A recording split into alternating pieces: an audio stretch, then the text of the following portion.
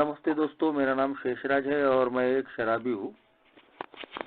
भगवान की असीम कृपा है। अल्कोहलिक्स अनोनिमस हाय हाय आप सभी लोगों की मदद है। यही वजह है दोस्तों, आज भी मैंने शराब नहीं पी और एक अच्छी जिंदगी जीने की आज मैं कोशिश कर रहा हूँ। सबसे पहले तो नवजीवन समूह दुर्ग रायपुर महासमुंद का बहुत बहुत आभारी हूँ, जिन्होंने मुझे अपने अनुभव साझा करने का मौका दिया। और जो आज मैं जिस विषय पर अपने अनुभव साझा करने जा रहा हूँ दोस्तों, वो है 12 कदमों में से हमारा पहला कदम। हमने स्वीकार किया कि शराब के मामले में हमारा वश नहीं चलता और हमारा जीवन अस्त व्यस्त हो चुका है। दोस्तों, जितने भी साल मैं आज शराब से दूर हूँ, जिंदा हूँ, एक अच्छी जिंदगी में जी रहा हूँ, तो उसके पीछे में पहले कदम पे जो मैंने संपूर्ण रूप से अपना पराभव, संपूर्ण अपनी हार मैंने जब मानी, उसी की वजह से दोस्तों आज मैं ये नई जिंदगी जी रहा हूँ। कम से कम 15-16 साल दोस्तों मैं शराब से लड़ते रहा। हर बार मैंने मुंह की खाई, हर बार मुझे लगा कि नहीं, आज नहीं तो कल बंद कर देंगे, लिमिट में पीने की कोशिश करेंगे। लेकिन ऐसा दोस्तों मेरे साथ में उन 15-16 सालों में कभी नहीं हो पाया। रोज रोज जीना, रोज मरना, रोज बर्बादी के नए नए आयाम लिखना, ये मेरी डे टू डे लाइफ का हिस्सा बन गया था दोस्तों। लेकिन मैं मानने को तैयार नहीं। ऐसा नहीं था दोस्तों कि मैंने शराब की बर्बादियां नहीं देखी थी, शराब से लोगों को मरते हुए नहीं देखा था। मैं अपने घर में खुद शराब की बर्बादी देख चुका था। मेरे पिताजी भी शराबी थे, बचपन से ही उनका शराबीपन देखा था, जिसकी वजह से उनकी नौकरी चली गई थी। घर में आर्थिक हालात बड़े खराब थे।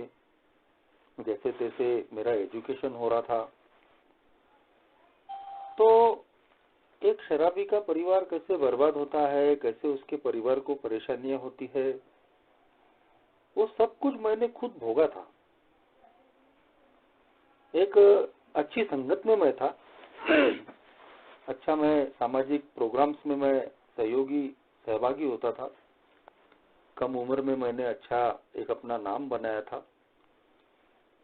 दोस्त, पड़ोसी, रिश्तेदार, एरिया के लोग काफी अच्छा मेरा मान करते थे। पढ़ा लिखा है, एक्टिव लड़का है। लेकिन शायद यही वो तारीफें सुन सुन के दोस्तों कब मेरे अंदर में अहंकार की भावना मेरे पे हावी हो गई, कब मैं अपने आप को कुछ अलग समझने लगा, कुछ विशेष समझने लगा, पता भी नहीं चला। और कॉलेज में जाने के बाद मेरी जिंदगी में पहली बार शराब आई। एक दोस्त के यहाँ एक छोटा सा घरेलू प्रोग्राम था और हमने 4 लोगों ने मिलके पहली बार बहुत ही कम मात्रा में थोड़ी थोड़ी शराब पी थी। पहली बार जब मैंने शराब पी तो ऐसा मुझे कुछ लगा नहीं। तो मैं विचार में पड़ गया कि यार, ये इतनी सारी दुनिया पीती है, बहुत लोग तमाशे करते हैं, बर्बाद होते हैं, और अभी मैंने जो शराब पी तो उसमें तो ऐसा कुछ लगा नहीं मुझे।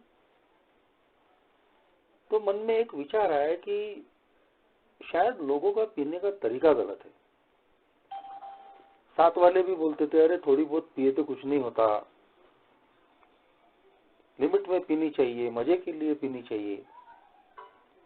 तो ऐसे लोगों को भी मैंने देखा था कि जो कभी कभार पीते हैं, नए साल में, होली या और भी किसी फंक्शन में, और उनकी जिंदगियों में शराब की वजह से कोई बदनामी, कोई बर्बादी मैंने नहीं देखी थी। तो ऐसा मुझे लगा दोस्तों कि शराब खराब नहीं है। इसको अगर सही ढंग से, सही तरीके से पिया जाए, कभी कभार किसी खास मौके पे सीमित मात्रा में, तो गलत नहीं है।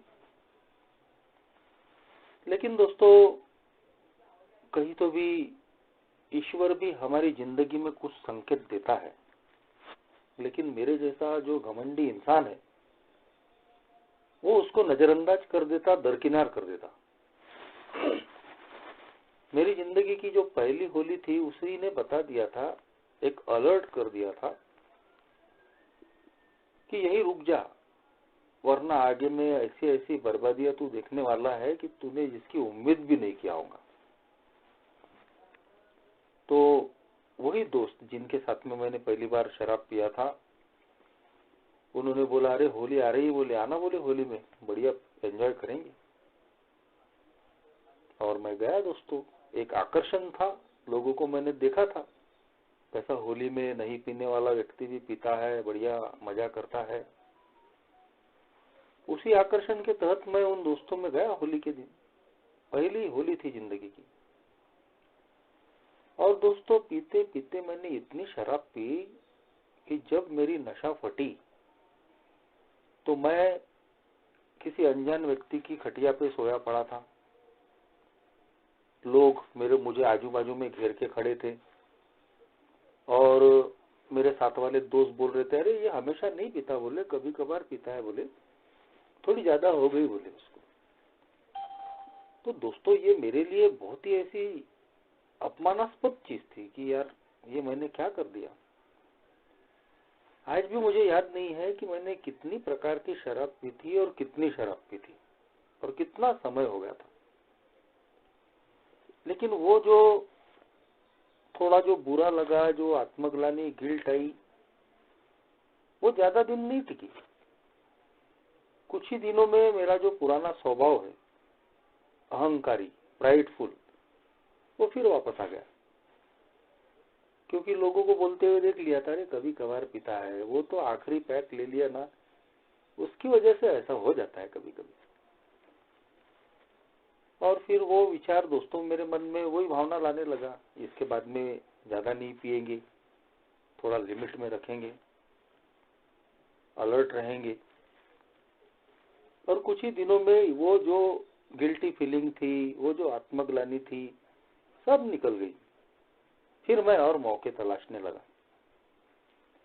और जब हम नए नए पीते तब फुकट में पिलाने वाले भी बहुत मिलते हैं, तो मैंने शुरुआत में फुकट की ही शराब पी बहुत। लोगों को लगता था कि अरे नया नया बंदा आया है, चलो अपनी इसके साथ में अपन शराब पीते हैं, तो मुझे लेके जाते थे, लोग पिलाते थे।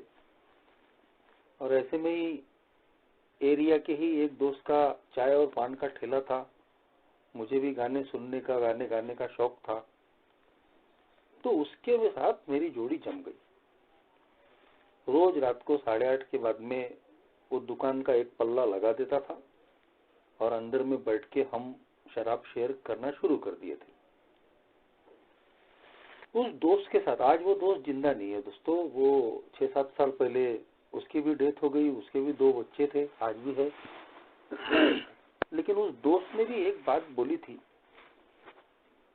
जो मेरे लिए और एक दूसरा अलर्ट थी। होता यह था कि जब हम दोनों एक नींद बुलाकर शराब पीते थे तो मेरे दोस्त को उसके बाद भी और शराब पीने की आदत थी। दुकान बंद करने के बाद उसकी देखा देखी मैंने भी उसके साथ में दूसरा पैक लेने की कोशिश की। तो दोस्तों जब भी मैंने दूसरा पैक लेने की कोशिश करता था तो मुझे उल्टी हो जाती थी, पचती नहीं थी। तो उस दोस्त ने बोला था, आज वो जिंदा नहीं है, अरे शेषराज यार, बोले तू एक ही पैक पीते जाना, बोले जब तुझे भाता नहीं है तो क्यों पीता है, बोले। लेकिन फिर वो घमंडी स्वभाव, ऐसा कैसा, ये अगर पचा सकता है शराब तो मैं क्यों नहीं पचा सकता। आखिरकार दोस्तों मैंने दूसरा पैक क्या, तीसरा चौथा पैक भी पचाना चालू कर दिया। और मुझे लगता है कि वो मेरे अल्कोहलिक बनने की शुरुआत वहां से हो गई। कैसे मैं शराब की गिरफ्त में आ रहा हूँ, कैसे मैं शराब का आदी बनते जा रहा हूँ, मुझे पता भी नहीं चला। जिस दिन कोई पिलाने वाला नहीं मिला तो उस दिन तो ऐसा मैं चिंताक्रांत हो जाता था, अरे आज की रात कैसे कटेगी, खाना कैसा होगा। मेरा शरीर, मेरा मन दारू की गिरफ्त में आ रहा है, उसका आदी बन रहा है, मुझे समझ ही नहीं आ रहा था। और फिर जिस दिन कोई पिलाने वाला नहीं मिला या साथ में पीने वाला नहीं मिला तो दोस्तों मैंने मजबूरी में अकेले भी शराब पीना शुरू कर दिया। ये चीजें मेरे शराबीपन के गिरफ्त में फंसने की शुरुआत थी, मगर मैं मानने को तैयार नहीं। धीरे धीरे दोस्तों, जैसा मैंने बताया कि घर में परिस्थितियां भी खराब थी, मेरी पढ़ाई शुरू थी, बहुत सारे आर्थिक तनाव थे, सामाजिक तनाव थे, और इन सारे फ्रस्ट्रेशंस ने, निराशा ने, और उसी समय एक लव अफेयर में भी मुझे असफलता मिली थी। तो कुल मिला के इन सारी चीजों ने मेरे शराबीपन को बढ़ाने में कोई कसर नहीं छोड़ी।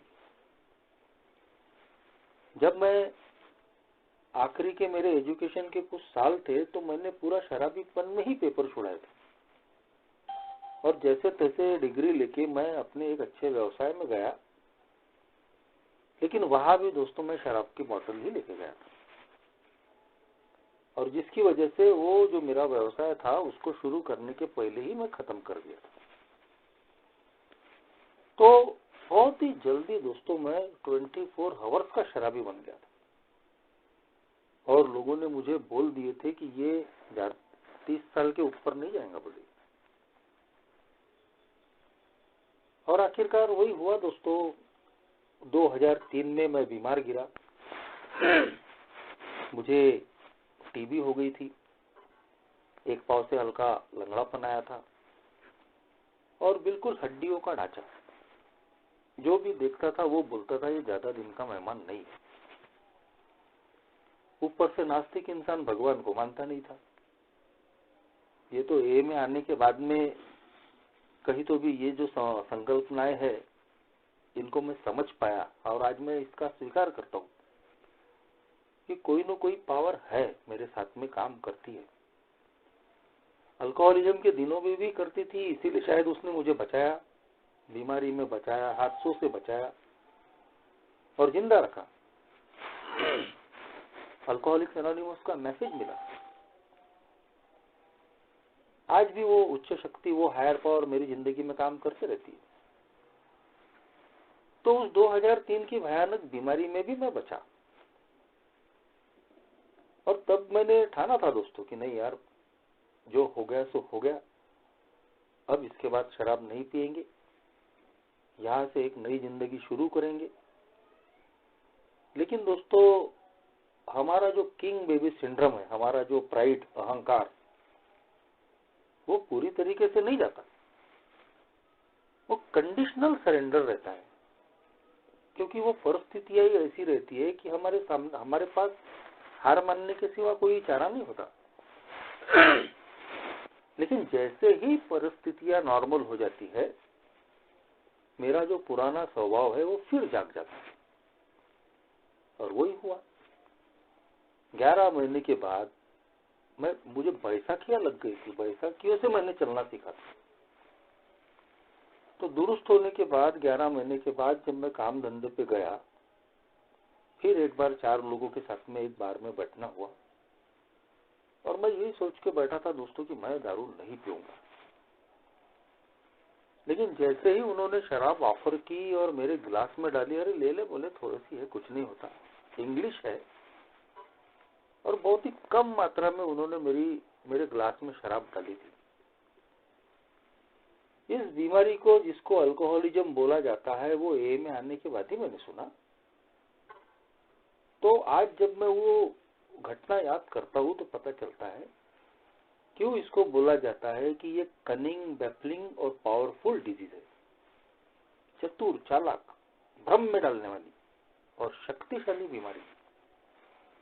मैं अभी अभी मरण शैया से उठा हुआ आदमी मैंने खुद और मेरे परिवार ने पूरी नरक यातनाएं झेली 11 महीने। कई लोगों के मैंने मानसिकताएं खराब करके रख दी थी।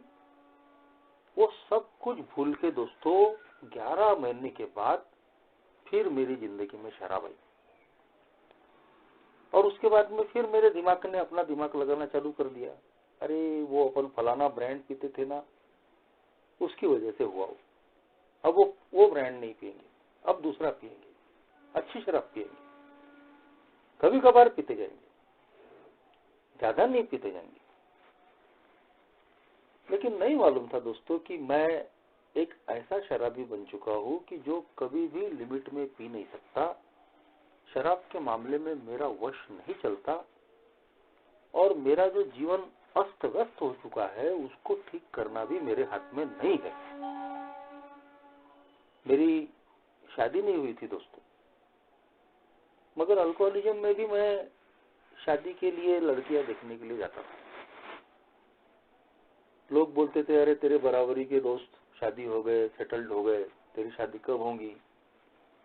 मैं फुल टाइम बेवड़ा हूं, मगर उसके बावजूद भी कॉन्फिडेंस देखो कि मैं शादी करने के लिए लोगों के दरवाजे पर बैठ रहा हूं।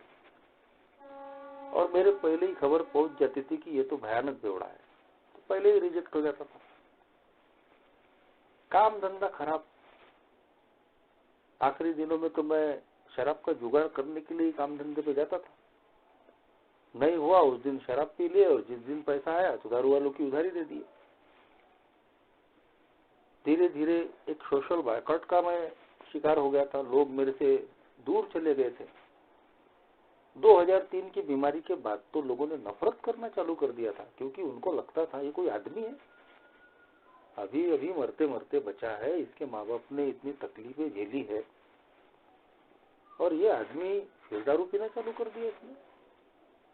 शरीर 35 किलो का, मानसिकता खराब। तो ये जिंदगी की इतनी अस्त व्यस्तता है और ऐसी जिंदगी की अब मैं उसको ठीक नहीं कर पा रहा हूँ। पूरी ताकत लगाने के बाद भी, पूरी कोशिश करने के बाद भी, मगर फिर भी मैं हार मानने को तैयार नहीं। तो ये सारी परिस्थितियां मेरी जिंदगी में एक ऐसे क्षण को लेके आई कि जब मुझे साफ साफ दिख रहा था, ना विल पावर चल रहा था।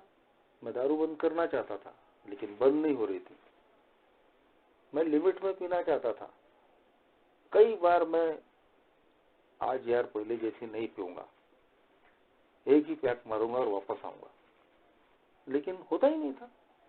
जैसा ही एक पैक पेट में जाता था कि वो मेरा शरीर शराब मांगना शुरू कर देता था।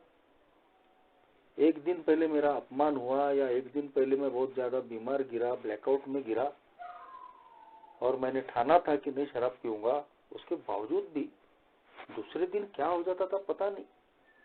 किसी न किसी कारण से वो शराब का जुनून, पागलपन, विचार जाग जाता था और वो मुझे बराबर शराब के अड्डे पे लेके जाता था, चाहे पैसे रहे न रहे, परिस्थितियां कैसी भी रहे। तो ये सारी परिस्थितियों में आखिरी में मैं एक ऐसे विचार से लड़ रहा था, ऐसा डायलेमा में मैं फंस गया था कि साफ साफ दिख रहा था कि ऐसे ही पीते रहोगे तो मरना तय है। एक बार मरते मरते बच चुका था, लेकिन दूसरी तरफ था कि अगर शराब नहीं मिली तो मर जाऊंगा, शराब नहीं पिया तो मर जाऊंगा।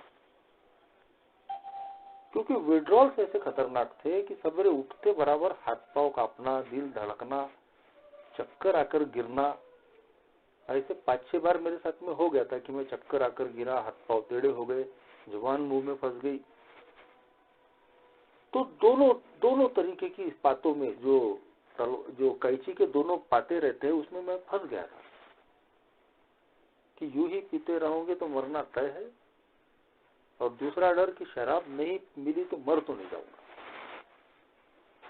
और ऐसी मेरी hopeless condition of body and mind से मैं जी रहा था दोस्तों। लोगों ने तो आशाएं छोड़ दी थी, मैं भी पूरा निराश हो गया था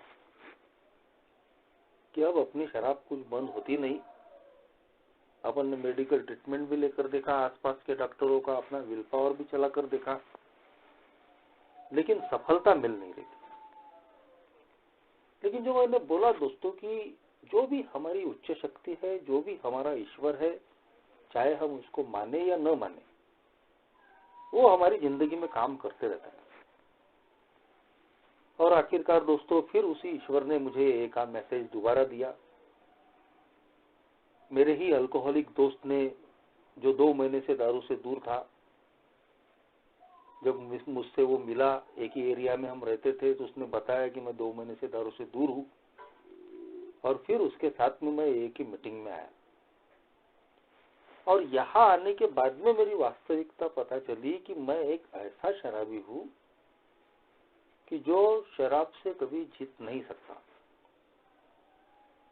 मेरे पास में एक ही रास्ता बचा है, जो आज का टॉपिक है पहले कदम का,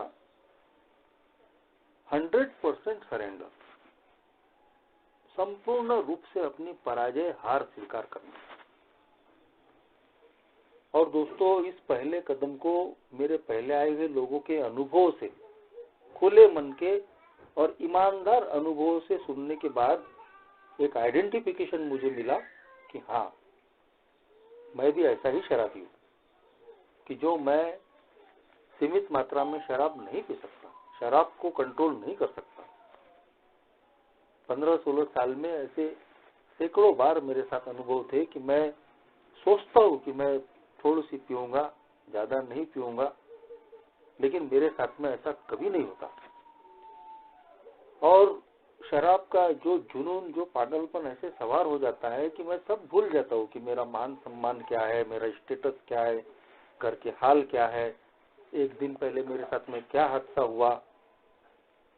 अलग अलग कारणों से मेरे अंदर में शराब पीने की इच्छा पैदा हो जाती है और मैं पागल हो जाता हूँ। तो मुझे जब पहले कदम के तहत मैंने अनुभव सुने मेरे पहले आए हुए लोगों के, तो मुझे ये मानना पड़ा दोस्तों कि हाँ यार, ये तो मेरे साथ में भी होता है कि मैं जब शराब पीने के विचार मेरे मन में जागते हैं, चाहे कारण कोई भी हो, चाहे गम का कारण हो या खुशी का कारण हो, अलग अलग कारणों से मेरे मन में विचार पैदा हो जाते हैं और मैं उनको रोक नहीं पाता। चाहे परिस्थितियां कैसी भी रहे, मैं शराब पीकर ही दम लेता हूँ। और जैसे ही शराब का पहला घूंट मेरे पेट के अंदर जाता है, चाहे मैं 2 दिन शराब से दूर रहूं, 8 दिन रहूं, महीना भर रहूं, या जब मैं बीमार था तो 11 महीने के बाद मैं शराब पिया, तो मैं थोड़ी सी पीकर रह नहीं सकता। मेरा शरीर मुझे शराब मांगना शुरू कर देता है। ये चीजें मुझे माननी पड़ी दोस्तों, स्वीकार करनी पड़ी। पहले कदम के तहत ही कहीं तो भी मुझे ये भी मानने के लिए बोला गया कि अपनी जिंदगी में जो भी अस्त व्यस्तताएं हुई है उसको भी कबूल करना जरूरी है। और मैं तो अनमैनेजेबिलिटी, बर्बादियों का एक पूरी तरीके से पिटारा लेके आया था। ऐसा कुछ नहीं बचा था दोस्तों कि जो मैं बोल सकता हूँ कि मेरा कोई फ्रंट ठीक था। ना शारीरिक, ना आर्थिक, ना पारिवारिक, ना मानसिक, ना सामाजिक, ना आध्यात्मिक, मेरी जिंदगी का हर फ्रंट खराब हो चुका था। पहले कदम को बोला जाता है दोस्तों कि यही एक ऐसा कदम है 12 कदमों में से कि जिसको हम 100% ले सकते हैं। बाकी कदम नंबर 2 से लेके 12वें कदम तक हम कभी भी उसमें परफेक्ट नहीं हो सकते। कभी हमारा विश्वास डोल सकता है, कभी हम छानबीन में कम ज्यादा हो सकता है, हमारे चरित्र के दोष हम पे हावी हो सकते हैं, कभी भरपाइया करना हम भूल सकते हैं, कभी भगवान को प्रार्थना और ध्यान करना भी भूल सकते हैं। इसमें हमारी कम ज्यादा होते रहती है। अपनी जिंदगी को ईश्वर के इच्छा के मुताबिक चलाते चलाते हम अपनी मनमानियों पे उतर के आते ही आते हैं। तो इसीलिए बोला गया है कि 2 कदम से लेके तो 12वें कदम तक हम कभी भी परफेक्ट नहीं हो सकते। लेकिन पहला कदम एक ऐसा कदम है कि जब तक मेरे जैसा शराबी उसको 100% नहीं लेता, वो शराब की दूरी के बारे में सपने में भी नहीं सोच सकता। क्योंकि जब तक हम इन बातों को कबूल नहीं करते कि हाँ, हम शराब के मामले में पूरी तरीके से बेबस है, कमजोर है, शक्तिहीन है, पावरलेस है, और हमारा जीवन अनमैनेजेबल हो चुका है, यानी हम अपनी बदौलत इस जीवन को ठीक नहीं कर सकते, हम शराब से दूर ही नहीं हो सकते। और इसीलिए दोस्तों, मैं तो भाग्यशाली हूं कि मुझे पहले दिन से ही पीछे पलट के देखना नहीं पड़ा। इतनी बर्बादियां अनगिनत मैं कर आया था। एक रॉक बॉटम अल्कोहलिक मैं अपने आप को बोल सकता हूँ।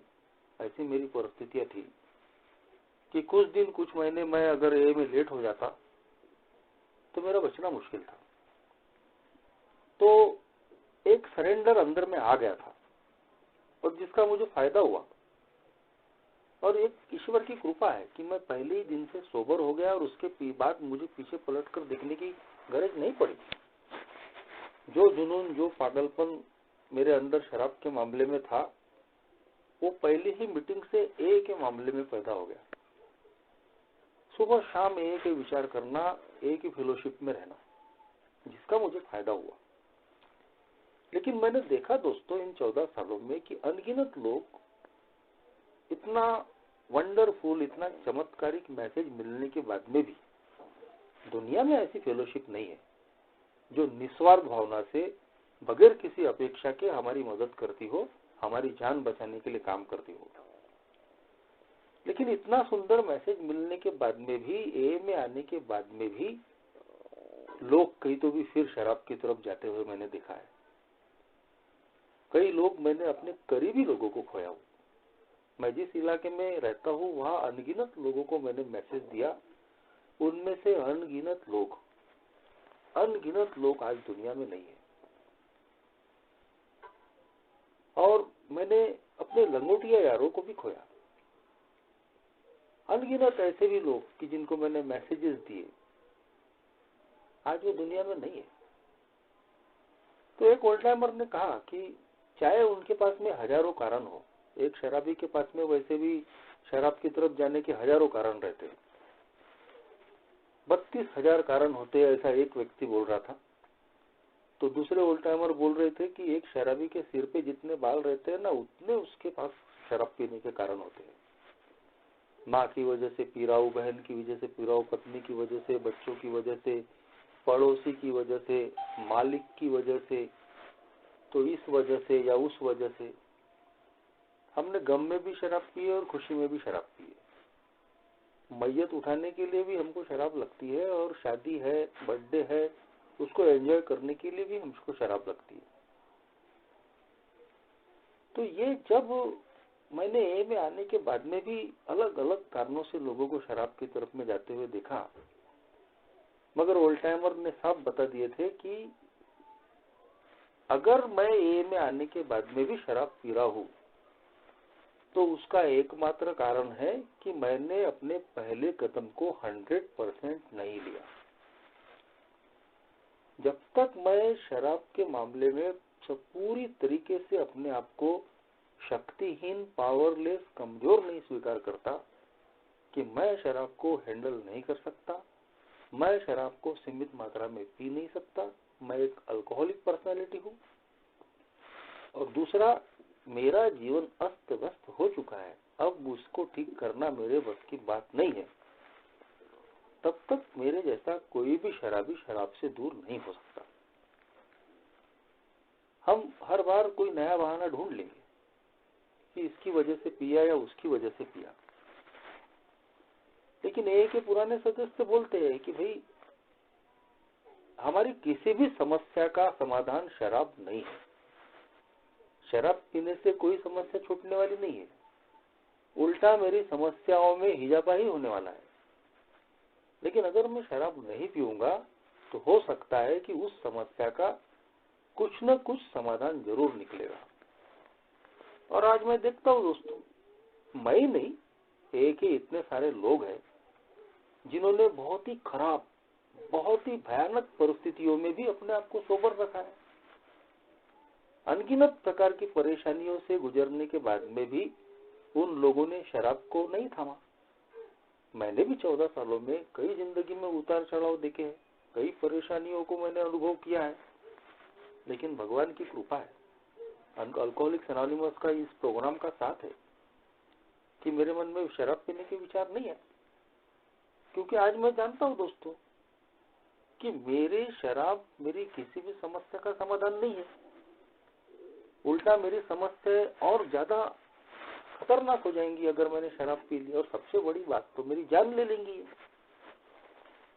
तो ये चीजें मेरे जैसे हर अल्कोहलिक को अपने अंतर मन तक लेके जाकर स्वीकार करना पड़ता है कि वो शराब पीने के मामले में पूरी तरीके से उसके हाथ पांव कट चुके हैं।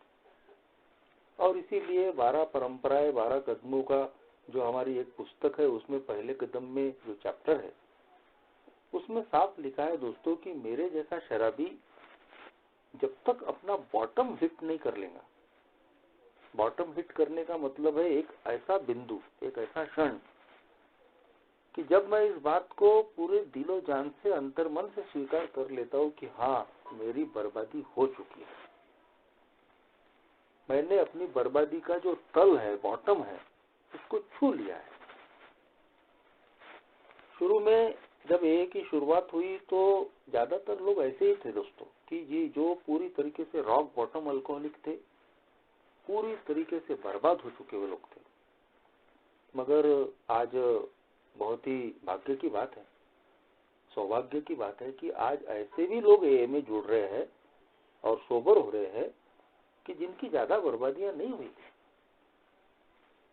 मैंने भी दोस्तों ए में आने के बाद में ऐसी तुलनाएं करने की कोशिश की, बहुत लोग करते हैं, अरे नहीं यार अपन तो उतने नहीं है, अपनी इतनी बर्बादी नहीं हुई, अपने बीवी बच्चे छोड़ के थोड़ी गए, अपनी तो शादी नहीं हुई, अपना घरदार थोड़ी बिका है, अपन ने फुटपाथ थोड़ी देखा है, अपने हाथ पांव थोड़ी टूटे हैं, कोई लाखों के कर्जे थोड़ी किए हैं अपन ने। ये एक दोस्तों हम तुलना हम करते रहते हैं कि अपनी उतनी बर्बादी नहीं हुई वहां। लेकिन जब मैंने यहाँ सुना कि ये एक प्रोग्रेसिव डिजीज है, बढ़ते जाने वाली बीमारी, अगर आज हमको लगता है कि आज हमारी बर्बादियां नहीं हुई है, लेकिन 100% आज हमने अपनी हार नहीं कबूल की, आज हमने अपनी पराजय स्वीकार नहीं की, तो कल कितनी बर्बादियां होंगी इसका अंदाजा भी हम नहीं लगा सकते।